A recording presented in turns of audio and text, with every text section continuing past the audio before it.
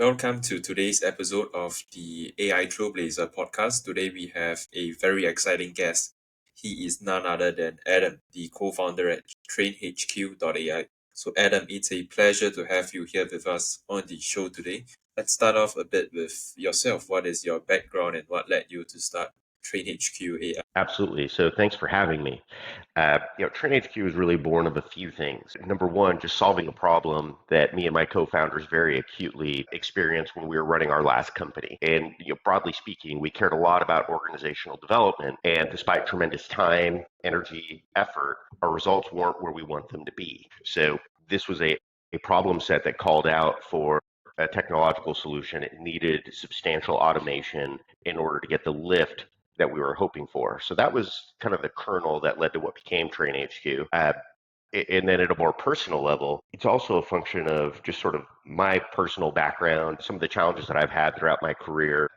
The way I learn is not necessarily typical. And as a result, traditional kind of learning modalities or training was not always highly effective for me. So I had to just compensate with more effort than I otherwise would have.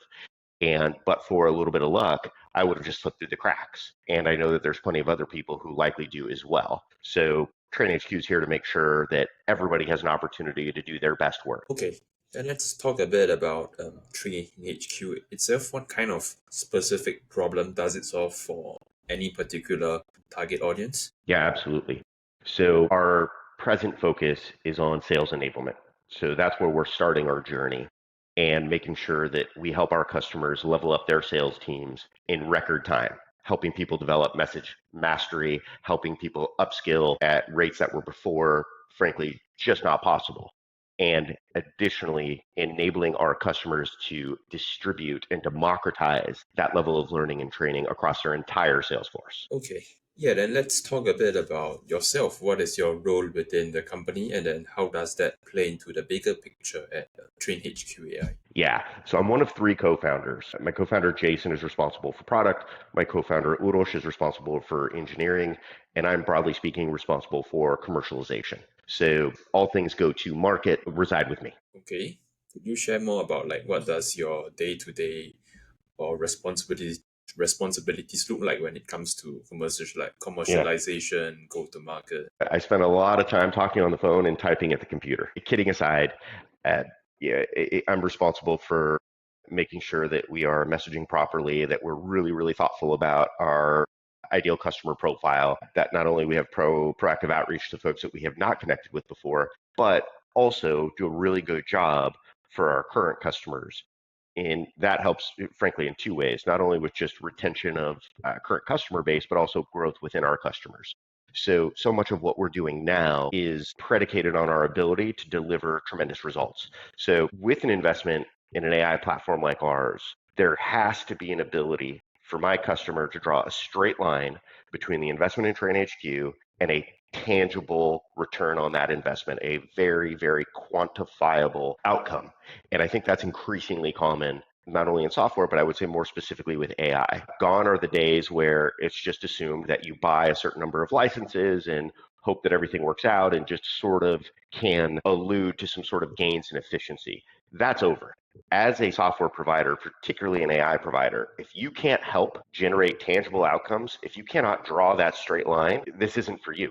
So much of what I do is not only about earning new customers, but making sure that we deliver phenomenal results for the customers that we have. Nice. Then, when you talk about outreach marketing, what are the sort of channels that you rely on to drive new user acquisition for TrainHQ AI? And then, what are the channels that have performed well? What are those that hasn't performed as well as you might expect? Without a doubt, our best channel is LinkedIn. So we do a lot of personalized outreach, a lot of founder-led sales, where I'm reaching out to folks that are very well tenured within sales enablement, revenue operations, and it's not a bulk generic message. We tend to stay away from that. And increasingly, email, it's just an increasingly dead channel. With the proliferation of email automation and what I'll call kind of quasi-personalized email outreach mechanisms, so the machine can approximate what a personalized outreach might look like. Yet with the explosion of these types of tools, inboxes are just utterly flooded.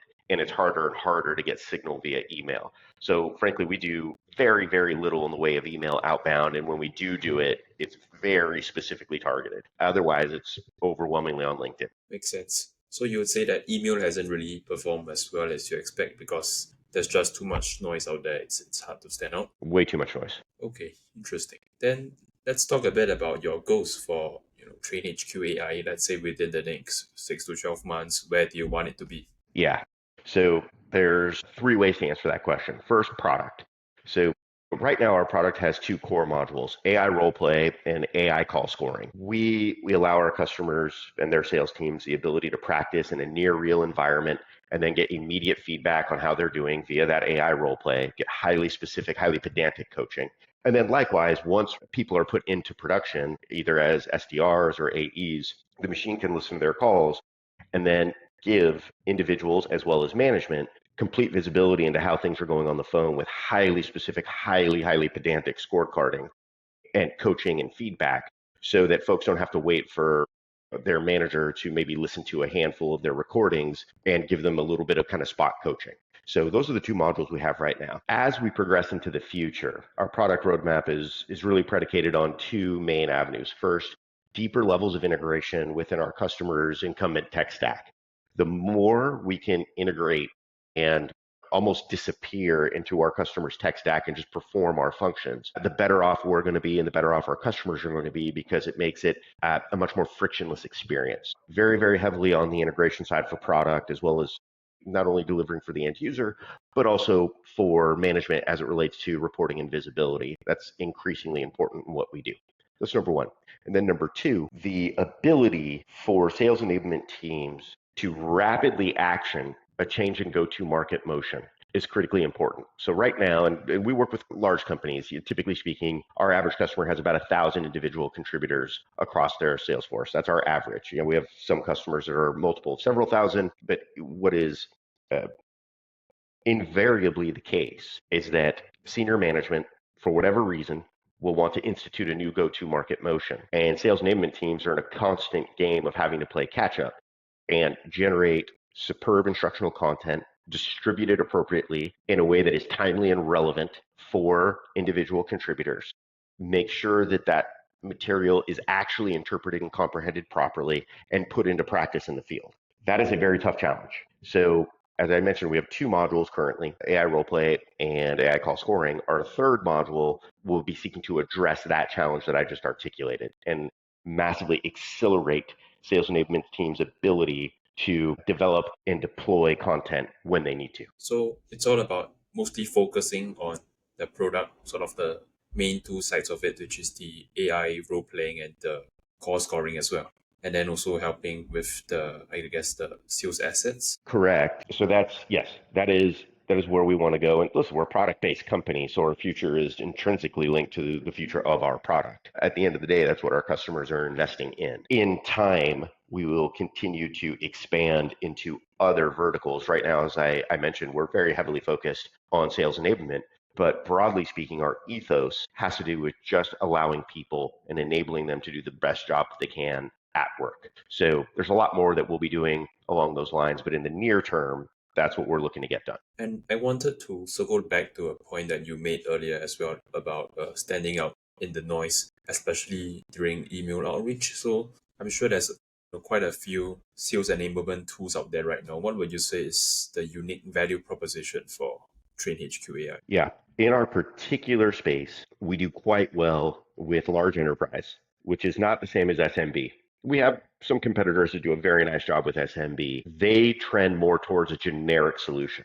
When you deal with large enterprise, it must be bespoke and highly spec'd for what the large enterprise needs. Generic just won't be good enough. We do quite well with companies that have sophisticated messaging, sophisticated training requirements, sophisticated internal technological integration requirements. My background in my last company, we dealt a lot with large enterprise, likewise with my other co-founders. So, we've on average with the three co-founders, we've been in the world of work for 20 years apiece. And There's just a certain amount that one must understand if you're going to do business with Fortune 500. And these aren't things that are nice to learn on the job. You sort of have to show up knowing how to do them if the customer is going to trust and invest in you. So our ability to service large enterprise accounts on a global level, critically important. So that's one of the key differentiators. Number one. Number two, founders that deeply understand the problem set. So this wasn't an idea that seemed good to us in the abstract. This was an idea that we very much were seeking to solve for years before we decided to build a company just around this problem set. So this is something that we've been grappling with and thinking on and iterating on for years and years and years. That sort of founder insight and founder knowledge, it simply isn't replaced overnight. Okay, got it. Then when you say that, you guys have an average of 20 years of corporate experience working with enterprises and understanding what gets them to buy in, what would you say are the key skill sets or even qualifications you need to have when dealing with these large enterprises as your customers or when trying to acquire them as customers? Yeah, for large enterprise, it comes down to, above all else, risk. They do not, under any circumstances, want to kill the golden goose. They can't. So with a large enterprise, they are highly risk adverse, and anything that they're going to add on that is new or different must be de-risked. So that is, I would say, number one, above all else. So you don't go to a large enterprise to iterate. You don't go to a large enterprise to ideate, to innovate. You need to come with a solution that is proven and that is de-risked, because they cannot tolerate anything that might disrupt the ongoing operation, which is a golden goose. Then what are some ways or strategies that TrainHQ AI has been able to show that the software has less risk? Is it through things like, ROI calculators, case studies? It's a few things. So the ROI calculator, anyone can put together an ROI calculator. But that's actually not a risk management tool. That's a return on investment. That helps one understand their trade-offs, their risk return, but it does not help to de-risk. So case studies, yes, helpful. Being able to having demonstrable expertise and demonstrable understanding that is conveyed very clearly 100% of the time in your interactions with your customers builds confidence over time. One. Two, if you believe deeply in what it is you do, then you shouldn't be afraid of doing pilots. We have no problem doing pilot projects. Start with a small group, prove out the thesis, get everybody comfortable, and expand from there. Our pilot conversion rate is Are these essentially free 100%. pilots? No, pay pilots. If someone can't get even a small PO to do a pilot, that's a very bad signal. And this is actually pretty well published, and there are a lot of thought leaders around this. I like Jen Abel a lot. Uh, she chats about this quite a bit. Chris Orlov is good. Mark Cranny, very often kind of these themes that you see across all these folks. If you're giving it away for quote unquote free, there's no clear indication that they'll be able to convert to paid, even if it's successful. So you don't need to charge an arm and a leg, even a modest amount, just to show that there is underlying commitment and your customer was willing to go through the effort to get a purchase order. Because at a large enterprise, that is an exercise. Even if it's a very small dollar amount, there was a lot of salary time that went into it for your customer to go and get that purchase order. And you need to respect that. You need to respect the fact that your stakeholder had to go through what is a not trivial purchasing process, because as I said before, it's all about risk and de-risking. So if your stakeholder went through the sometimes painstaking exercise of unlocking a purchase order for you, that was a lot of work on their part. And even if it's not a big dollar amount, the hours are still the same for them. So that shows a lot of commitment to the project. I see. Okay, that's a valid point. So now let's talk a bit about what have been some of the biggest challenges or obstacles that you have faced while trying to grow TrainHQ AI, or even challenges that you're facing right now. Speed. I always, and I'm not alone on this, I would say the entire team always wants to have additional product available, additional features available. We're by no means out of ideas. We have years worth of ideas to execute on. And one of the challenges is just the time required to pull things through from idea to a production state and to produce high quality software. I mean, let's particularly at the enterprise level, you can't vibe code your way to an enterprise product. You can vibe code over a weekend and build like a fun little app that'll break fast, but actually an enterprise strength product requires tremendous time, attention, conscientiousness, and effort. And we have an excellent engineering team. And the reality is, we're incredibly productive, but we all wish we just had more product faster. It's just the name of the game. So that's a challenge. One. to the proliferation of competitors that have just slapped together a product over a weekend. And it's an excellent looking demo. I have competitors where they have great looking demos. I know for a fact it cannot stand up in an enterprise environment, but the demo looks great because they slapped it together really quickly with, nice design, and AI makes it super easy to do that. So now, not What only as I makes you mentioned so earlier, certain? What makes you what's so that? certain that they can't really stand up in the enterprise, even Oh, though just they look at the look team. really great on demos? Just look at the team. You just look at their team. If you have people that just simply do not have enough years of life experience, let alone work experience, you have no idea what you're doing in a Fortune 500 environment. It's definitionally impossible. You haven't done enough That's laps true. around the sun, so to speak. Number one. Number two, beyond looking at the team, look very, very specifically at the technical co-founder. How much depth do they have in their particular field? Right? Have they really chewed on glass when it comes to this sort of stuff? And that's the easiest way to just say yep or no. So, and because of the large language models, you can write code incredibly quickly, at least a V1 or at least kind of a prototype. Is it something that has the ability to endure and service heavy volume? Probably not. So that's my quick reaction to your question. Got it. So it's all about speed, trying to ship as much useful features out to your customers as much as possible. So there's That's the that, and then biggest question. standing out amidst a deluge of kind of flash in the pan competitors. Much like I shared with you earlier, how the email channel is increasingly noisy, the marketplace of products is increasingly noisy. Right. Then what would you say have been some of the ways that you've been trying to overcome this problem, trying to stand out from your competitors? Yeah. Doesn't have to So be on LinkedIn, but just in general. yeah, 100% of our messaging needs to convey the depth with which we understand the problem set, the solutions that we're bringing to bear, the credibility that's been earned over several years of working on this problem. It's very clear when you sit down and work with a team. Yeah, do your customer fundamentally is going through kind of a rational and simultaneously irrational decision making process. I'm not saying irrational sense of crazy, more like a more of a subconscious decision making process. Yeah. Do I want to work with this person? Can I trust them to deliver what it is that I'm asking for? Et cetera, et cetera.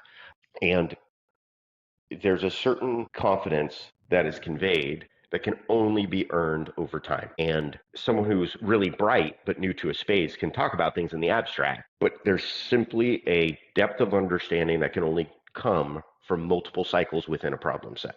So when you're saying how can you stand out, two ways. One, kind of what can your product do? Either you have the goods or you don't. Either your product can do the things or it can't, which that's simple, super simple. You start with a demo, maybe move to a POC.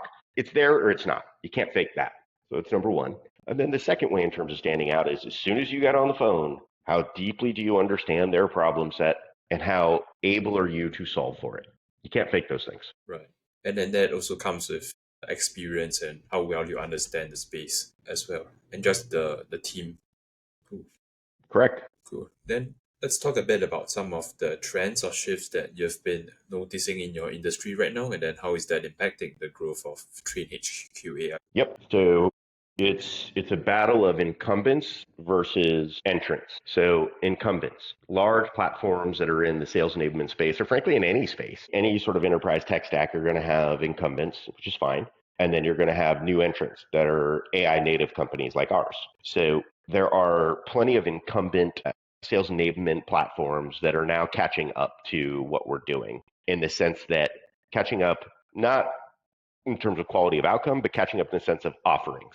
So layering on things that are, I wouldn't say kind of feature for feature, but I would say just thematically similar to what we do and taking advantage of the fact that they have the distribution channel. They're already existing inside the customer. It's just another button that you can turn on, makes it very, very easy, frictionless purchase experience for the customer, or at least that's how it's advertised. So there's that versus more narrow solutions like ours that are far better at what we do because this is native to what we do. This is in our DNA, but we don't have the existing distribution. And the battle is that one. Then the third piece, which we shall see as the models get better and better, kind of your most fierce competitor will be your customers' internal teams who are able to build things on their own. So that's sort of the trend. There's basically three people that are competing for the win in any kind of tech segment inside of a large enterprise customer. And that's existing incumbents,